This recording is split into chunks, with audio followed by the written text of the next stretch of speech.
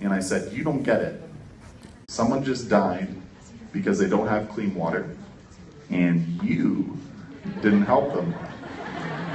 So I got a timeout and a talking to, but my parents saw that I was serious. So afterwards they sat me down and they said, you know, Ryan, $70 is a lot of money, especially for someone who's 6 years old, and we're not just gonna give it to you because then you wouldn't learn anything.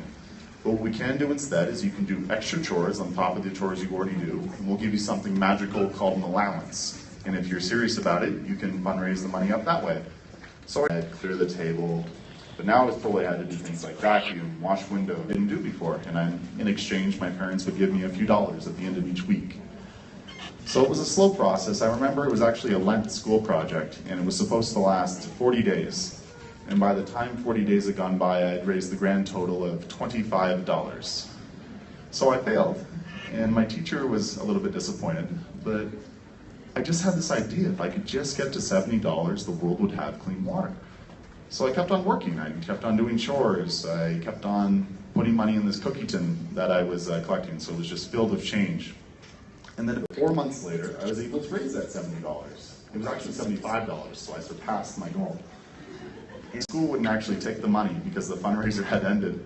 So I remember we got in touch with an organization in the city near where I lived called Ottawa, with an organization that built clean water wells. So I remember I got the day off of school, I got all dressed up, and I brought in my cookie tin full of change, and I gave it to them, and I said, this is to build a well. And I was really happy, I achieved my goal, I thought it would bring the world clean water.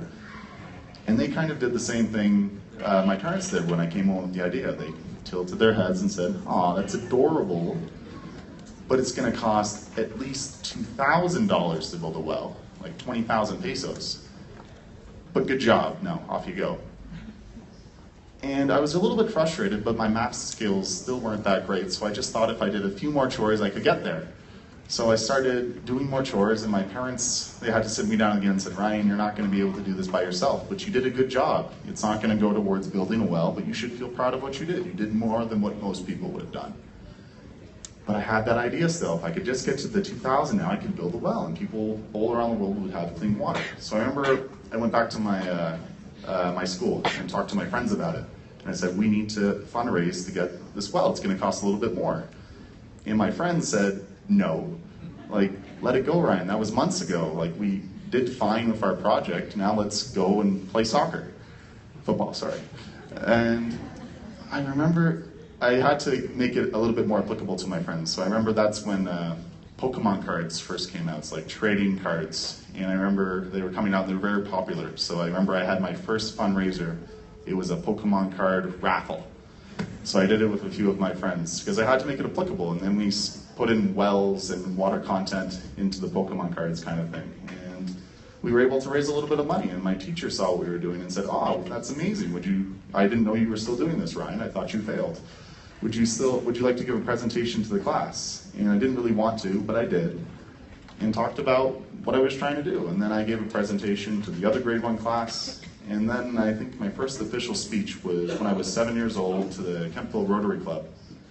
And I remember I would have been 7, and when I was younger, I had a lot of speaking problems. I went to speech therapy, so things like thunder, I'd say thunder, and I couldn't get words out a lot of the time.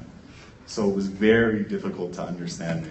So here I was giving a presentation to all these 50, 60, 70-year-old Rotarians who, already volunteer in the community and have done a lot. And the words might not have gotten across, but the message did. Here was this kid, there wasn't really anything too extraordinary about me, who wanted to build this well. And from that, I got more people involved. I did chores for my neighbors. I inspired some of my friends to do chores to help out. And it became less and less of my project and more of my community's project. People bought into the idea that you could be regular and pitch in. And it took around a year, but we finally got to the point where we raised that $2,000. And it went towards the completion of